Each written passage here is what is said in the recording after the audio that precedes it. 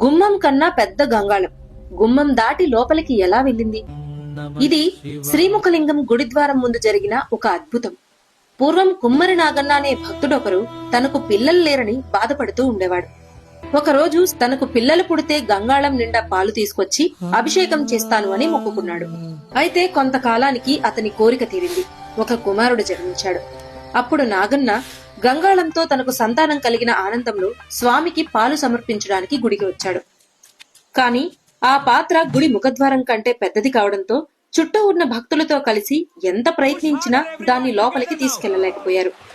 నా భక్తిలో లోపముందా స్వామి అని బాధతో నాగన్న ఆ గంగాళాన్ని బయటే వదిలేసి నిరాశగా వెనుదిరిగాడు. అయితే తెల్లారేసరికి ఒక మహా అద్భుతం జరిగింది. ఒక మనిషి ఎత్తలేని బరువు, గుమ్మం పట్టలేనంత పెద్ద గంగాళమది. తలుపులు తీయలేదు, గోడలు పగలగొట్టలేదు. అయినా అంత పెద్ద గంగాళం గర్భగుడిలో శివలింగం వెనుక ప్రత్యక్షమైంది. ఎవరు తీసుకెళ్లారో, ఎలా వెళ్ళిందో ఇప్పటికీ మిస్టరీగానే ఉంది.